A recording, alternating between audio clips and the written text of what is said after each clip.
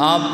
جب دنیا سے جا رہے تھے تو میرے آقا صلی اللہ تعالیٰ علیہ وآلہ وسلم سے پوچھا گیا، حضور یہ جو آپ کا مبارک جبہ ہے یہ کس کے لیے ہے؟ حضور علیہ السلام کے 5 جبے تھے۔ انشاءاللہ کبھی اس موضوع پر میں علیحدہ آپ کو بتاؤں گا کہ حضور نے 5 جبے کس کس کو کب کب دیے۔ جبہ وہ ہوتا ہے جو قمیض کے اوپر پہنا جاتا ہے، آج کل بھی علماء کرام اور پیران اعظام پہنتے ہیں، تو اس طرح سرکار علیہ السلام کے 5 جبے تھے، اور یہ آخری جبہ جو 5واں جبہ تھا وہ اس حوالے سے نبی پاک صلی اللہ تعالیٰ علیہ وآلہ وسلم جب دنیا سے جا رہے تھے تو صحابہ نے عرض کیا، یا رسول اللہ صلی اللہ علیہ وآلہ وسلم اس جبے کے بارے میں ہم سب کا دل کرے گا کہ میں اسے لے لوں، تو بتائیں یہ جبہ کس کو ملے گا، یہ کس کے لیے ہے؟ تو میرے آقا علیہ السلام نے حضرت عمر کو فرمایا، یہ جبہ جا کے ویسے کرنی کو دے دینا اور اسے جا کر کہنا میری امت کے لیے بخشش کی دعا کریں۔ دیکھیں سرکار علیہ السلام جب ظاہری طور پر آنکھ بند کر رہے تھے، انبیاء کو بھی اجل آنی ہے مگر ایسی کہ فقط آنی ہے، پھر اسی شان کے ساتھ ان کی حیات مثل سابق وہی جسمانی ہے۔ ہمارا ان لوگوں کی طرح عقیدہ نہیں ہے کہ مر کر مٹی میں مل گئے نعوذ باللہ، لیکن ظاہری آنکھ بند کر رہے تھے، ظاہری طور پہ دنیا سے جا رہے تھے،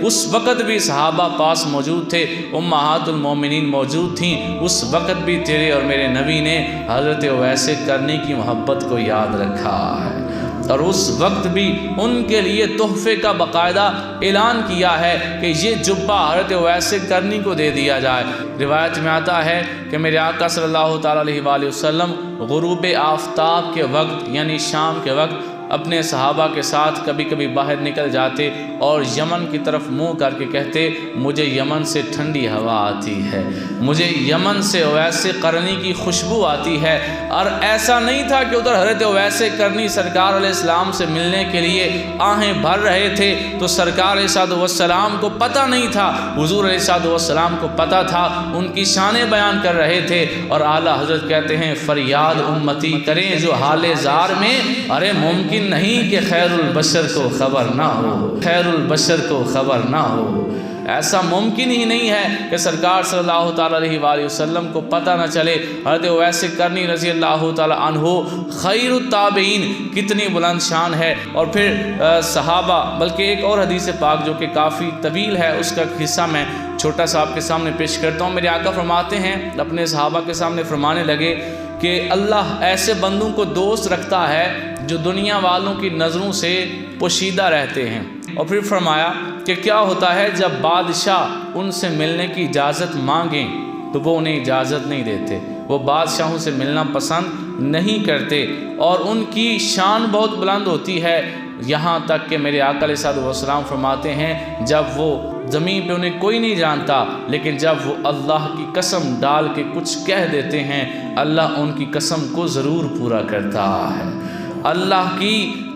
جو ہے وہ نظر میں ان کی شان اتنی ہے کہ جب وہ اللہ کی قسم اٹھا کے کچھ کہہ دیتے ہیں، اللہ ان کی بات کو ضرور پورا کرتا ہے۔ تو صحابہ نے پوچھا حضور وہ کون ہے؟ میرے آقا علیہ السلام نے فرمایا اس کا نام اویس قرنی ہے، یعنی ان سب کے سردار کا نام اویس قرنی ہے۔ سرکار علیہ السلام نے ان کی شان بیان کرتے ہوئے ارشاد فرمایا کہ اس کا یہ حلیہ ہوگا۔ سرکار علیہ السلام نے باقاعدہ حلیہ بھی بتایا، حضرت اویس قرنی سرکار سے جا کر ملے نہیں، میرے آقا پھر بھی ان کا حلیہ بتا رہے ہیں، تو شاعر یہاں پہ تڑپتا ہے، وہ کہتا ہے اس پار دیکھتے ہیں اس پار دیکھتے ہیں، تو مانے یا نہ مانے سرکار دیکھتے ہیں،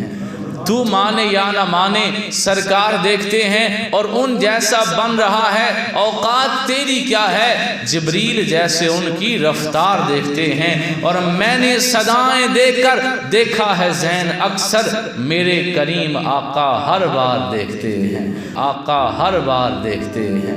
جب کوئی انہیں پکارتا ہے تو وہ ضرور دیکھتے ہیں۔ اور میرے آقا صلی اللہ تعالیٰ علیہ وآلہ وسلم نے ارشاد فرمایا کہ اویس کرنی کی دعا کی برکت سے اللہ قبیلہ ربی اور قبیلہ مدر کی بکریوں کے بالوں کے برابر میری امت کے لوگوں کی بخشش فرما دے گا۔